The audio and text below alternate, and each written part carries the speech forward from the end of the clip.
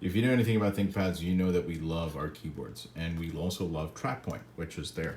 Now, in this particular video, I'll be talking about the X1 Carbon, the P14s Gen2, as well as the keyboards that you might be experiencing from these machines, on these machines, as well as how it compares to other ThinkPad models. So on the top is the W520 keyboard, which is from my old W520 that's broken down because the motherboard got fried. But this is the last keyboard of its kind, a superior keyboard in every way that Lenovo unfortunately took away from us, and they haven't returned it back, which is unfortunate because they've decided that they want to copy the MacBook and went down the chiclet path, which we don't seem to be moving away from. So that seems to have dominated industry, and it seems like we have no choice except to accept the chiclet future that's ahead of us, and has been the case for several years now.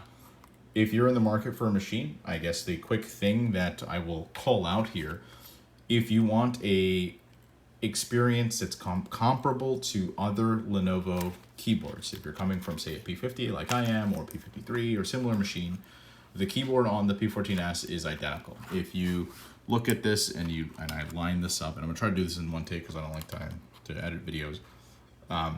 The keyboard is as if they chopped off the number pad and they left the keyboard intact. So it is feel-wise identical, spacing-wise identical.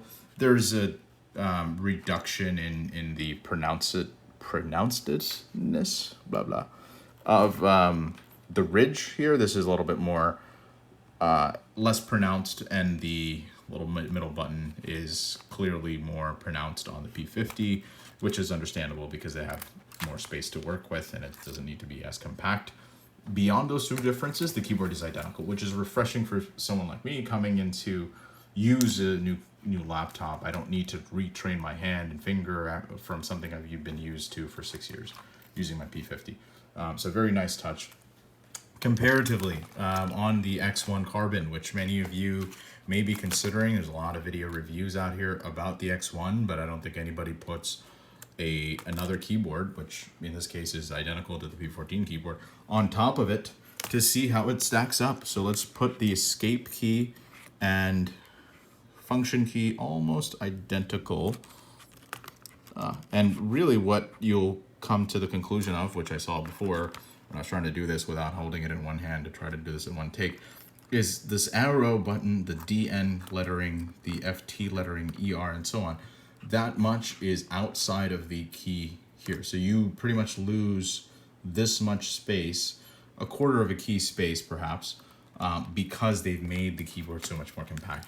May not seem like a big deal, but if you're coming from a keyboard that you're used to typing on, that will mean that you need to be, your fingers are going to be more constrained and tight together because you have less space to work with. It is a necessary trade-off. If you saw the video, one of my previous videos on comparing the two, the X1 Carbon is definitely more, width-wise, it is more compact. So it is portable. It's really nice as a portable machine. However, these are compromises that you have to make to have that portability. So if you want a natural keyboard experience that's comparable to what you have on your other machines, you will need to go to something like a P14s. If you're coming to the X1, just be aware that the key travel is not going to be as pronounced. It's definitely nicer on this keyboard, which is identical, like as I said, to that, the P14s.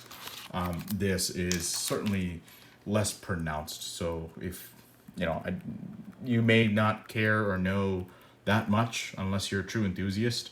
But the key travel is not as good. However, I think the bigger concern is the spacing is not as good as the traditional keyboards that we've been benefiting from and used to on these other machines.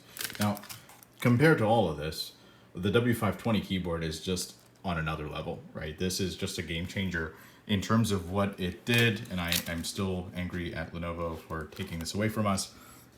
Putting these side by side, I guess I could put all these together because they're all kind of similar in its own way. You can see there is definitely more of a ridged feel, and I touched on this in my prior video, more of a ridged feel, like the place where your thumb hangs out here.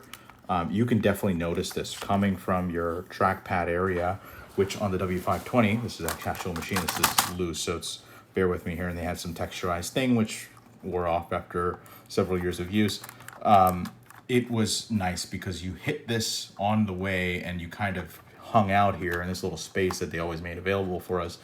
And you know you're hitting this and it's intentional. And there's like a little, it's like a skateboard ramp going down into this area where it's kind of like a jump here. Compare that to what's here on the X1, it's just flat and it's kind of a lame experience because your thumb is just kind of hovering around. You have to really know there's a ridge change. Otherwise, you don't really know that it's more sleeker here, but it's definitely nicer with this red panel. Now, they kept the red. It's just so faint. You can barely see. It's like a super, super, super small, fine line.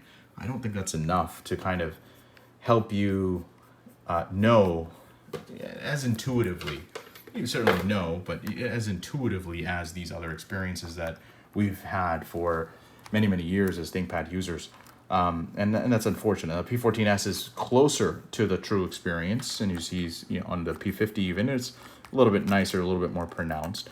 They have to make trade-offs when we're coming up with more tighter form factor and portability, but especially the middle, this is just, to me, it's just unacceptable. There's just no ridge or nothing to distinguish this. Like, it's just a flat panel. Like, I wouldn't know if I wasn't looking down, am I in the middle or am I on a key, right? And I have to push down to know, okay, this is not going in one way or the other, so this might be on this key. So there's nothing distinguishable to know that where you are on the X1 Carbon without necessarily looking down. Like, you can be like this, and unless you feel the crevice between the two, which you may be able to feel by putting pressure on one way or the other, like this.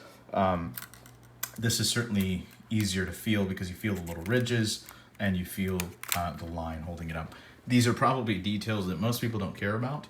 I'm making this video because there might be some people that care about this and are curious about this. I certainly do care about this as a machine. These are factors I've considered looking at the X1 Carbon, which is almost the same price as the P14s Gen 2. Mentioned in the original video, about $1,500. Actually, the X1 is a little bit more expensive after taxes and so on. P14s is a little bit on the lower side, less than $1,500.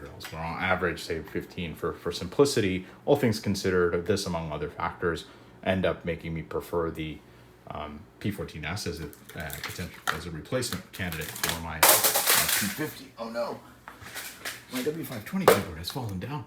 But nothing compares to this. I wish Lenovo will bring this back, and it is a superior keyboard and typing experience.